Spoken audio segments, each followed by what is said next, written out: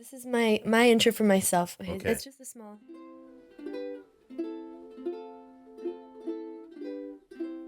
The gospel. Hi, my name is Selema Masekela. I'll say it for you one more time. Selema Masekela. And you are listening to the What Shapes Us podcast.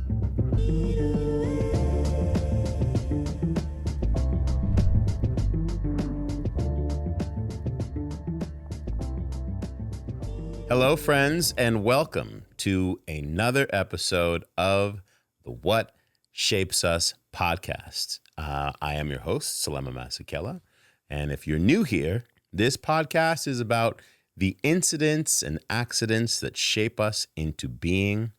I have conversations with who I think are very interesting, dynamic individuals, and we see how they have come to be, so to speak.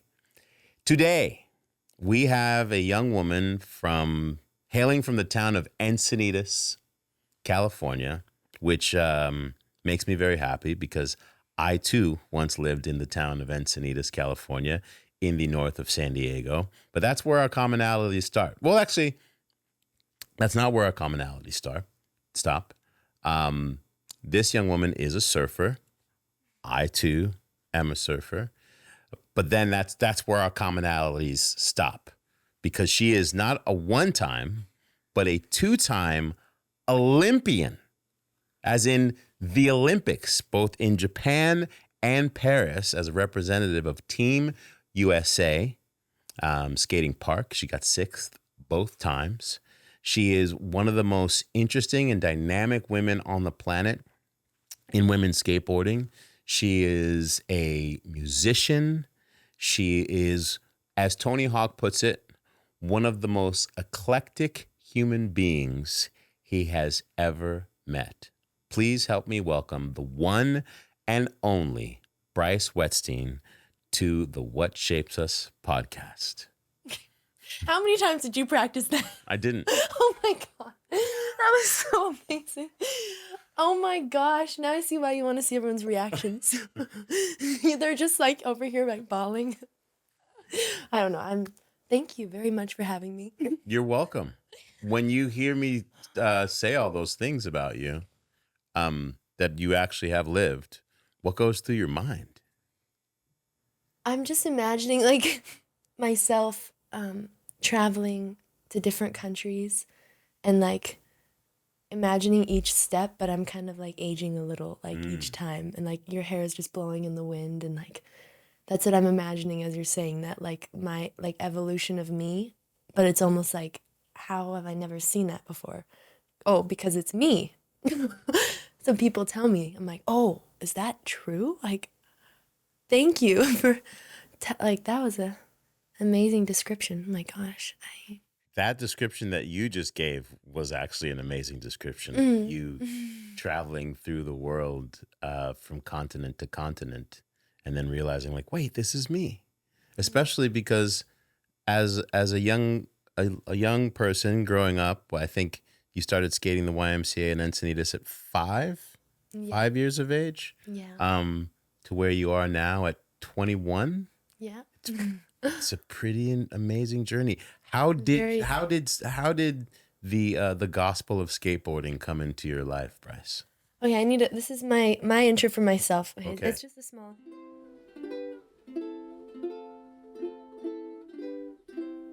The gospel. That was beautiful. Wow. I'm just like trying to get familiar with this moment. I just feel so much like happiness being here. Thank you. I'm so happy that you're here. You're welcome. Thank you for saying yes. Of course. That's kind of what I've been trying to do lately is say yes to stuff. Because I'm like, if I say no, like, what am I going to be doing? I'm just kidding. I got to say yes. And also, anytime you ask me something, I'll probably say yes. It's you. Thank you. But the Gospel of Skating, I actually just got done reading it in the car right here. Just kidding. I brought my board with me from Encinitas, and I've just been skating every single day that I can imagine. I get lost a lot in skating. Like right Mm. now when I'm talking, I'm like, where do I start? I'm like kind of one of those people, I think, that my friends ground me. So every time I go to the skate park or something, I try to like meet new people or just talk to them for like a long time before I start skating because I feel like it really helps me ground myself. Because moments are huge. Like, I feel like it's easy to not lose your footing, but just kind of get floaty and be like, oh, I want to do so much in this moment, fill so much space. And like, I think skateboarding has really helped me find my footing because literally, like, no pun intended. That's really So, cool. I love that. I love that visual of like taking the time to tap in with everyone there at the ramp or the bowl and create an energy. And when I watch you, whether it's at a competition or seeing you in a session, it's almost like you're the minister of vibe. Like I watch you take a run in a contest and then you're going in and checking in on everyone else's energy to see how your competitors are doing and like and in just like a vibing them up. non-competitive way, but kind of competitive. You're like, "How you doing?" I'm just kidding. But you're also like, "How are you doing?" So it's like, what's really like? You're right. Taking time to like flow into everyone's environment because it's so big. You're right. Personal check-ins are very important with people. Are you are you a competitive person? Well, I love this. Okay, honestly, what I love too in like podcasts is like the first couple questions, like just where everything goes, and I'm like, this is how I was feeling today. It's Yeah. competitive, so I'm like, I'm glad this came up now. But I think I'm very competitive, but also not. It's like literally half and half. I feel like. Do you think you're competitive? Why am I asking that? That's how I'm feeling right now. No, it's a good question. I think I'm really competitive against myself. Mm, yeah. I put a lot of pressure on myself, but like when I'm competing against someone, whether it's playing ping pong or when I used to play basketball, on a team, I was mostly angry.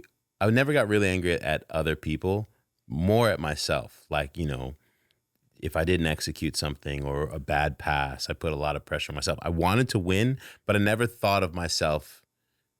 I never really had this, and probably because I knew it wasn't true. I never thought that I was better than anyone else. So I wanted to do my best to win, but if I didn't win, I wasn't surprised. Like, yeah, I never had that energy of being like, yeah, I'm supposed to win today. Like I'm more there for the thing. And then if we happen to win, awesome. Exactly. That's definitely, I can agree with that. Is that you? Yeah, Are there elements it's of that for you? yeah, it's it's weird because I feel like at the beginning it was all about like, oh, when you're young, like what am I going to get? Like what am I going to place? Like what's like it was very black and white and trying to figure out that sense of like am I going to winning or losing and as you grow up you learn how to learn. Like that's the beauty in that sense is like I think as I grew up, I learned that like I loved learning. So like no matter where I was, it was sort of like I really just want to get something out of this to learn so I can teach someone it, about what I'm learning or share that. And yeah, it's just been crazy. It has been. Like when I said at the top that you've been in 2 Olympics, not to mention all the X Games that you've competed in. Like, and it's interesting that a person like yourself who is you like you just described, like you love to learn, you love the moment, but you're not like an aggressive competitor. But you lock in, you have a way of like locking in and engaging less. When I watch you skate, I feel like I'm watching someone who is sitting in the joy of performing. Like it's an expression perform you. It seems like you get a higher off of the performance than than the competition is a backdrop for performance. That's a really, really good way to put it. Yes. It's, you know, we always talk about, like, my friends and I, like, the competition is like a stage. It's a performance act. It's something like, it's very big. It's a very big thing for you because it's like you want to do it a certain way.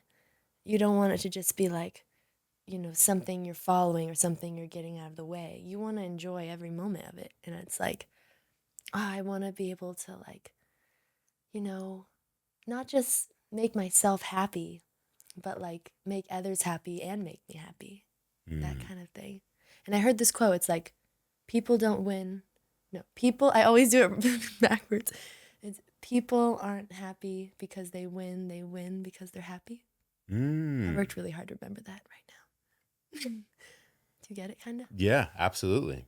Like, I just think that's a really beautiful thing. Like, I need to say it again to remember it. People aren't happy because they win because they're happy, which is like a win of itself in a way, which is super, like, That's I love cool. that. I love that as well. They win because they're happy. Yeah. Music. Mm-hmm. Your ukulele and your skateboard are in a race, 100-yard dash to get to you. You're at the end. You're the finish line. Here we Your are. ukulele and your skateboard. Finish line. Who's getting to you first? Wait, you first. I'm just kidding. What about you? Well, I guess, let me think. We'll both think. Who's getting to me first? Like, who would I run to first? Yeah, if they were racing towards you, your skateboard and your ukulele, who do you think would get to you first? Oh, that's a good question. Oh, probably the board because it has wheels. I'm just kidding. Oh, I'm kidding. But in a way, I think, oh, that's a really hard one. What if they get there at the same time? That's fine. See, these are the kind of things that I want to just have all the answers for. I'm like, what? I even have my journal here. It's funny. Oh. If you want to read an entrance from the journal, we will not be mad. Okay. I guess, yeah, I asked you the question in a super weird way, but I guess I'll put it in a more digestible way. How would you describe your relationship with them as individuals, with your skateboard and your ukulele? Well, I definitely describe them as, like, my skateboard is kind of this everlong feeling of like, oh, if I don't, I'm going to always build another one, right? So I learned that as I got older, I always thought that my board had this kind of like anima, like a spirit to it. So I'd name my skateboard. Cool. And then it would, like, the spirit would transfer to the next one, Still Starling. Her name was Starling. So it's always Starling. Starling? Yeah. Starling. Yeah. So your skateboard's name is Starling. Yeah. And everyone has always been Starling. Yeah. It's funny because, Where did that come from, Starling? Where did it come from? It came from, I think, as soon as I was honestly, like, even 16, probably 17, I kind of had this revamp, like, reshape. I was like, I'm just going to start doing things the way I want to, right? A little more. Add the little more part. And I think I started realizing, like, I would love to just be able to have my skateboard in the realest way to me, remember what it's like when I was a kid skating, and I guess I still am a little. We all are. So just having that, like, name to go off of, and that's like, cool. Something fun. And it's weird because I find it, like, in my life I've always wanted to, like, be as real as I can be. Does that make sense? Mm-hmm. Makes perfect sense. Yeah. So it's like that feeling of where no matter where you are, you want to, like, still be the way you'd be, even though certain settings are always different. So it's that whole thing of, like, kind of like the skateboard, like, it's still that same, skateboard. I love it. I love that it's that same spirit is always always with you. Mhm. All hail Starling. Let's have a look at Starling. Oh yeah, this is her. Cool. It's the new. I just set. You just My set her up. Yeah, my dad always would like. Sometimes we'd set up boards together too. Like honestly, he helped me with this grip tape. Like he's just. It's nice to always have a little bit of tradition. I think when you're doing things like that. And there's been points in my life I feel like with skating and music where there's been so many moments of like even writing or school, like wherever you go, surfing. There's been so many moments that you've done them that you almost it feels unreal after a while. It feels so real. It's like that going like Yeah. that thing. So it's that point where you always want to talk deep about things and you're like, let's talk about sandwiches. Let's talk about urban planting. Maybe that's even deep, literally. You're planting. Like literally into the ground. Yeah. This is Starling. This is my board. I haven't actually skated on this board yet. It looks freshly set up. I love the spray job on the tail. Your dad helped you with that? Thank you. No, I did this part like Okay. right before I came here. Really cool. Can you hold up to the camera? Yeah, is this the camera? Your camera's right here. The camera. Yeah. Hello. That's cool. So what do we got? We got a little heart, and then like a little like mosaic situation going up on the top. That's really cool. And that's the tail. Yeah, this is the tail. This is the nose. There's always a little bit of glitter in there, which is fun. Usually I just pour it on, And I used to be really precise about the drawings, but now I'm like, same. It's kind of like the same like mental mindset. Like you used to want to have it all like in place, have it all be like it's got to be this, this, this, and now it's like, just be. That's the most complex thing. It's as simple as sophisticated kind of thing. When you sit there and you hold your skateboard like that, it's like it's a magic carpet for you. Like that thing has flown you literally around the world, 8 continents, who knows how many countries. Like, ooh, yeah. Wait, how many continents did I say? 18. 8, 7 continents. How many countries have you been to through skateboarding? 100? Was that 100? Oh my gosh, I don't even know how many. I've always done the continent part. Yeah. I think probably like, how many countries? I don't know. A lot. I mean, Dubai. Like I say Dubai first. Yeah. Dubai. Top of the list. The desert of Dubai. China, Australia, which a country is its own continent. Yeah. That was my favorite fact in 4th grade. And yeah, it's funny. The magic carpet is always how I talk about it too. Really? That's funny. Yeah. Yeah. How you say that. Like I always, I love telling kids like when they're jumping, like when they're a little friend, like it's a magic carpet from Aladdin, or it's like literally a magic carpet ride, kind of thing. And then they're like, I'm like, just touch it, just touch it. Like, you could get on it. That's another thing. Like, it feels like with this, you can just be like, do you want to try skateboarding? Like to anyone, like, do you want to try? Like, do you want to try this? Like, do this. Like, a way to connect, but also just like, maybe it will change your life. Probably it will. Yeah. Going back to before what Lucy said. Yeah. And then the wheel bearings are a little crazy, but they're doing good. Oh wow, they're doing all right. And then I always put on the stickers. I ran out of some stickers, but that's okay. It's so much fun. I love that you ride from McGill's skate shop, by the way. Oh, yeah. Shout out to Mike McGill, the legend. I love Mike. He's a one of one. Definitely. One of one. Super one of one. Yeah. It's so, I mean, growing up in like I try to explain to people like Encinitas, North County, San Diego, as a skateboarder or a surfer, it's a special place. It's a community that revolves around the practicing of these things. It's not, but like as a way that like makes the community, as opposed to like, oh, it's just a sport we play. Like, no, it's the way people communicate. Totally. Yeah. I mean, I remember like always going to the park and Mike would be there, or like The Mike McGill would be there. yeah, and it was such a way of communication. Like, if we think about it, like, it's like, well, if we take out like parts of the language, we probably like lose parts of the other languages. Or I feel like we speak it more than even, like a vocal language. And I always used to think about how like skateboarding was its own language or like own performance. And it was so fun talking about it like that.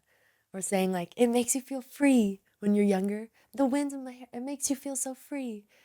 And I think like the way Mike would talk to me, even, Steve Caballero, I love him. He always has art nights on Tuesdays, and it's really fun. And then the Cranberries played one time when we were doing art, and I was like, What? Steve. Oh, not live. Oh my god! Wait, the Cranberries showed up at Steve Caballero's. You're like, am I surprised though? It would also be like, yeah, Bones Brigade. Sure. Oh my god, That's that's awesome. so funny. Yeah, and just the tips that they would give me when I was so young. Yeah, I was wondering, so when you sweet. grow up with skating with Mike McGill and Caballero and Bucky Lassick and Tony Hawk, like what was it like for you coming up, and the way that they really chose to take an interest?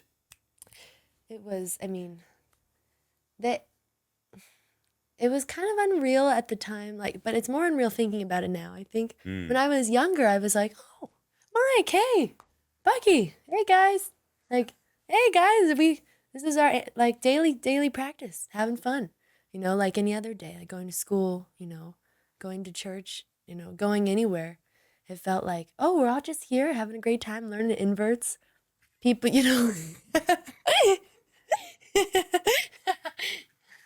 and I still haven't learned inverts, actually, which I really got to learn them. And I want to learn them. You got to get your hand on the coping. Yes, And I'm learning that part. that's the part you got to admit. Yeah. And it's scary. I think it's funny because you know how you're really good at some things that are similar to like another thing. You're like, oh, just it's kind of similar. You could be, but it's like you're just not. Yeah. Like there's a big gap between them. Yeah. Like going upside down, I love like in some points, like handstands and stuff. But then in the inverts, I'm like, ooh. This feels strange. Yeah. That is good. Yeah. At what point did you realize that, like, oh wait, I skate with a bunch of like full on superheroes. Like, oh, this Tony Hawk person is apparently Tony Hawk to the world, or this Bucky Lassick person, or you start really like putting two and two together with the history of the Bones Brigade, and like these are your mentors who you skate with. I think it was probably when I was like not even maybe 13. I still haven't really. No, I have. I think now I've become more starstruck as I've gotten older, actually, which is really interesting. I think I've just gained so much more insight now. More like on how I want to see them as people. I think people are like, you know who that is? I'm like, yeah, it's Steve. It's Mike. I have always loved Rodney Mullen. I've never met him before. And oh my gosh, he's one of my greatest inspirations too. I feel like you and Rodney Mullen would be like two peas in a pod. You would get He's so sweet. Swimmingly well, and he would have the most wonderful descriptions of how you express yourself on the skateboard. I would just be there with my journal, like. Please keep talking. Please keep talking, Rodney. I might have like a whole like a bigger kind of journal, like a spiral notebook kind of thing. Maybe my own journal when I wouldn't even want to write it in there. I mean, maybe. and that's the thing. Like, it's funny. And Lance, of course. I mean, Lance he's wonderful. I see him sometimes at Poods and stuff. That's really fun. But I don't know. My favorite? I don't have a favorite. They're all my favorite. You also spend a lot of time with Willie Santos. Yes. Who's perhaps one of the coolest people on earth. I love that little commercial that you guys did. I just said yes. Yeah. Like, yes. Willie Santos. It was one of those also my moments where friend. I was in the past. See, there I was in the past. Mm. But I was thinking of like what we just said, and then like Willie, I'm like, yes. I'm like, oh, Willie. I'm like, yeah. I'm like, Willie? Really? Willie? Yeah, Willie. Just kidding. He's the best. Yeah. He's awesome. What were you gonna say? No, There's this crazy thing that happens when like we go anywhere, any country, and you know when someone like puts out the camera at like the right time, or like films the right thing or says the right thing. I also notice filmers are a lot like that. Like they always say the right thing, mm-hmm. but they don't say that much too. You're kidding? But like they do. But you're like, that was really When they do say something, it counts. exactly. Yeah. And like you're like, how do you always do that? Like, how do you always do that? And it's like maybe a lot of people are like that, and just because we're us, we never see it in ourselves. We see it in like other people, kind of thing. But Willie always has this unique perspective where like it's like, make your dreams a reality. Or like he'll say like, you got this. Like, I mean, that's a really simple one. But he'll just have these like little coined phrases, I feel like, right now when you can't think of things, I realize they're like extra important. They're not just right there, they're like already inside you, like within you, if that makes sense. So I always think like why I forget my skateboard. I know I'm going a lot of topics, but why I forget my skateboard sometimes, or like at a skate park, you're like, how could you forget that, right? It's like, that probably just means like you're extra. You're like, I have it, right? Yeah, Looking around. it's always a part of you. To the point where like, Yeah. oh, wait, I don't physically have it, but I feel it. Yeah. So Willie's just that guy. So like when you see him, like, oh, he's also one of the kindest guy I've ever met in my life. We just went to Woodward, and he was showing me, I think he showed me like, what was it? Like a bunch of rap songs that I've never heard before. And it was just so funny. What is it? It's like, I'm gonna knock your mama out. Or what's it? What is that a funny? Okay, so it's I'm gonna knock you out. Oh no, I can't listen. Mama said knock you out. It's LL Cool J. Okay. Yeah. It says, I'm gonna knock you out. Yeah. Mama said knock you out. Yeah. But I'm gonna knock your mama out is amazing. That makes me feel so old, bro. I hope that he heard that. Oh, that's so good. That's amazing. That's amazing. Listen, you're also not like that song came out way before you were ever thought of being born, and I love that Willie played. So when he played it for you, you're like, oh, what is this historical document that you're playing for me, sir? Yeah. I'm gonna knock your mama out. That's a moment right there. Thank you. Yeah, thank for you. that gift. Thank you. Yeah, he played at Woodward. We went to Woodward together recently. So I think it's just like those things. I'm like thanks for that. Yeah, thanks, Willie. Or Steve Miller Band, like just fun things and fun music you can learn. And then actually, here's a little extra piece of information. Have you ever tried a no comply nose blunt? Yeah, well, LL Cool J and a nose comply nose blunt. Yeah, or like you could totally do like back nose blunt reverts, or like you're right there, you're right there, and you're like, I am, like, okay, and it's like the simplest things that you need to hear that just go boop, and you're like, now it just totally works because you said it, right? Because he said it, it becomes possible. Right. Willie, the Yeah. whisperer, the dick whisperer. Yeah, so it's just so funny.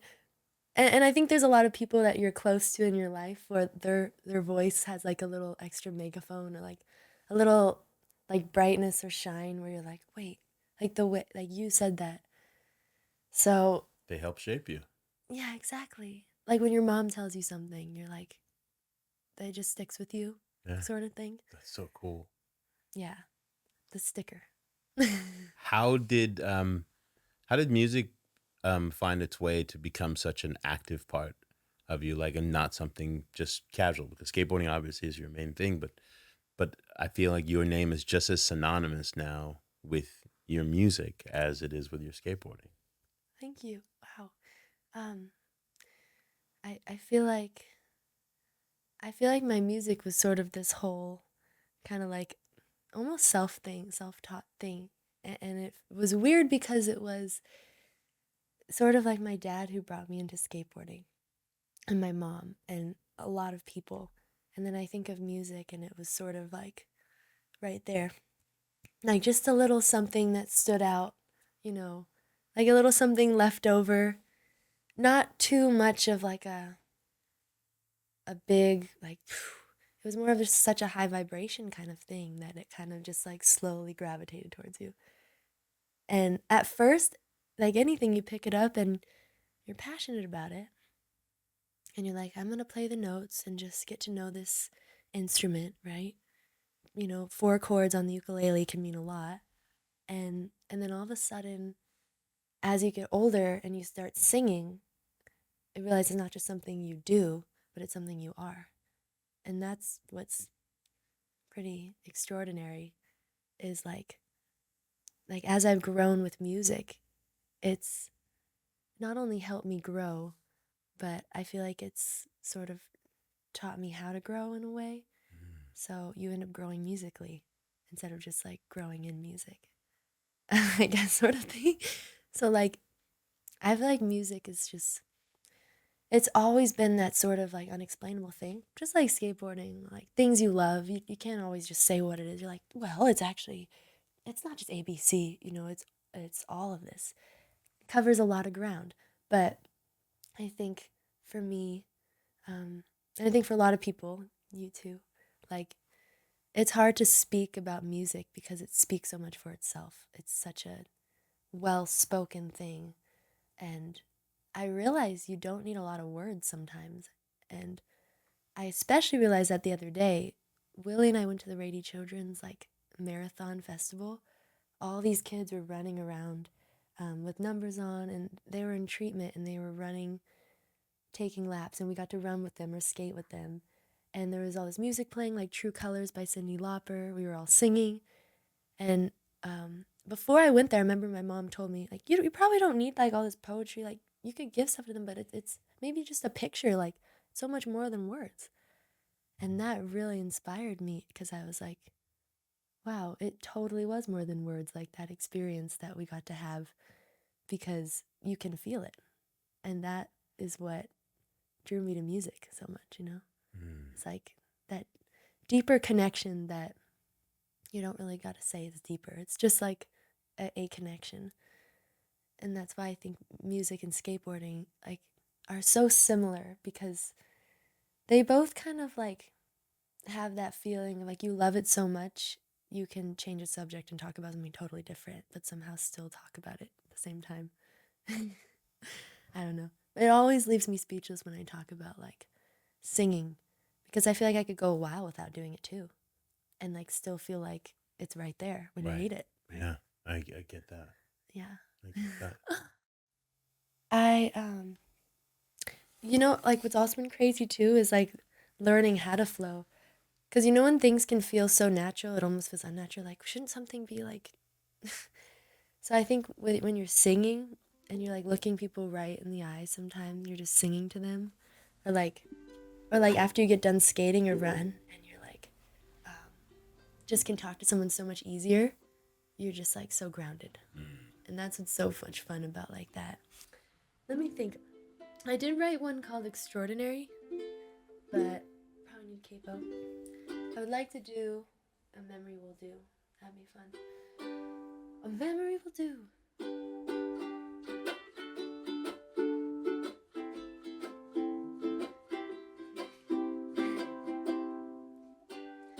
Waking up in a memory, I was in this perfect place. A day I never thought I'd have.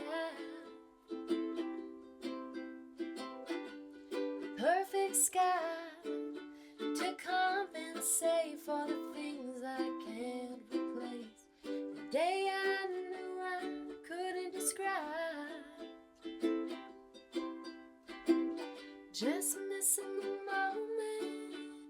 Higher with grace, she laughs as the sun falls down.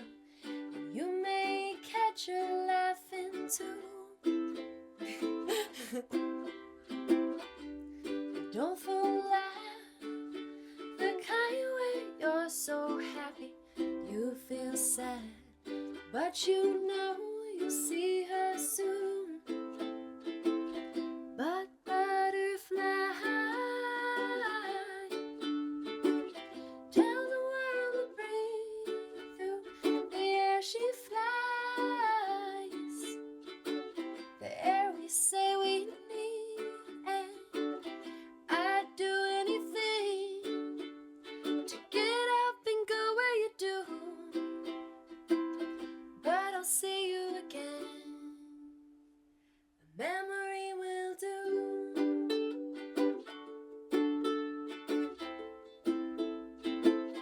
A memory will do. Yeah, yeah.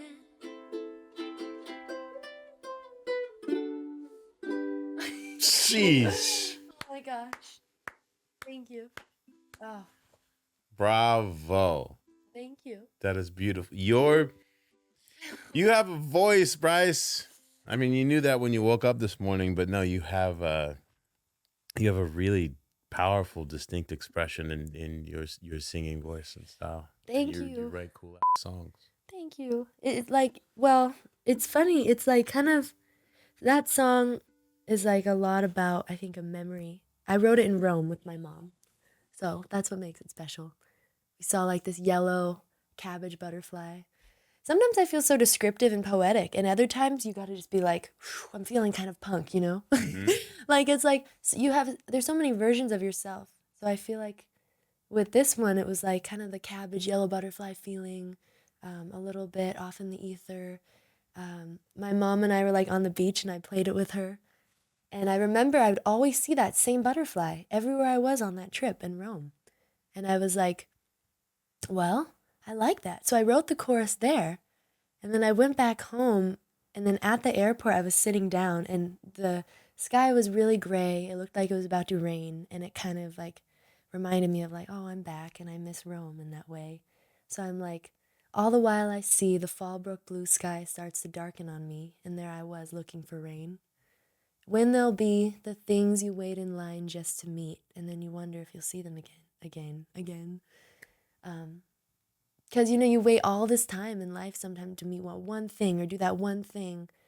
And that's a little bit how, like, you know, the Olympics was, or like those moments that I talk about a lot, but also don't, because I'm like, well, you know, and I'm like, that was that one moment, and you waited all that line, and then you're like, will I ever see that again? Like, will I ever be there again? That kind of thing. And then it's like all the while you fall into a backseat of a smile, where no one's there to see what you're smiling about. Because sometimes that's the best kind of smile, is when you're like, you just laugh by yourself, you know, dancing like no one's watching kind of thing. Yeah, I'm just kidding. And then it's like, brush it off, the brush I used to run through when I was feeling tough, before a moment ran for a mile. A lot of moments here. Goodness. And then the chorus is like, butterfly tells the world to breathe through the air she flies, the air we say we need. I'd do anything to get up and go where you do, but I'll see you again, a memory will do. It's that kind of thing. And it's just like a little thing. I like how you It's think little that raps. it's casual, a little thing, and it's just brilliant poetry. Like, Oh, thank you. really brilliant poetry. Speaking of will I see of seeing it again, and the Olympics are not everything, but they are a big thing, and you've done it twice. Los Angeles is coming around in 28. Do you see yourself there a third time? Would you like to go again? Yeah, I think so. I would love to go again. You know, when you say something, it feels like you're saying it in a loud room, but like no one's there kind of thing. Mm-hmm. That's how I just felt when I said that. Like, I'd love to do it again. I can't. And, you know, that kind of. Yeah. Because it's so powerful to just have that thought of like, I want to do it again sort of thing. Because at first it's like, is it possible kind of? And you're like, well, I guess it is. So I might say I want to do it again. And I really wanted to do vert this year. That would have been so much fun. I don't know if they're going to have vert there, but I know there's a lot of lobbying for vert to make it. They haven't announced it, whether it's going to happen or not. But I mean, if we're having the Olympics in Southern California, there should be a vert ramp there. yeah, I know, right? There should be a vert ramp there. So I think there should. I hope they announce it soon. Vert ramp. And that you could make it happen. That'd be so fun. And to say a 3-time Olympian. Oh, wow. 3-time Olympian, Bryce Wettstein. Wow. I'm going to have to work really hard for that one. Well, I think that if I've learned anything from this conversation, that it's a reminder that everyone's path for what hard work looks like to their goals is uniquely theirs. And you come in here, and it's funny, when I sent Tony a text message, I was like, I'm sitting with Bryce Wettstein today. And Tony Hawk, by the way, I'm name dropping. Okay. And I said, how would you describe her? And he said, eclectic. She's the most eclectic human being that you could ever know. And wow, when you think of like what you're supposed to be, like if you just heard like, oh, there's this woman who's X Games athlete and she's been to the Olympics twice, you think of someone who's regimented, like hardcore competitor, and you bring the totality of all the things that make you to everything you do. And I just love, Bryce, that you have chosen to be unedited in who you are and show up in your full self, whether it's in a uniform representing your country as an Olympian, or as a musician, or as a skateboarder, or as an artist, or as a poet, that you bring the entirety of yourself. You are a massive inspiration for so many people, for so many young people, especially, who may feel like they need to be only one thing. And you, especially at such a young age, to just, at 21, I was terrified to be my entire self. I didn't know how to show up as my whole self. So to see you being able to like stand in that freedom, which is really powerful, but also very scary, to navigate, it takes immense bravery to be entirely you, and you do it wonderfully. And I hope that you, I can only say that, like, continue to step into every single shape of who you are, as scary as it might feel, because you're bringing something special to the world, something that we need. Thank you so much. I love that. Thank you. You want to play us out?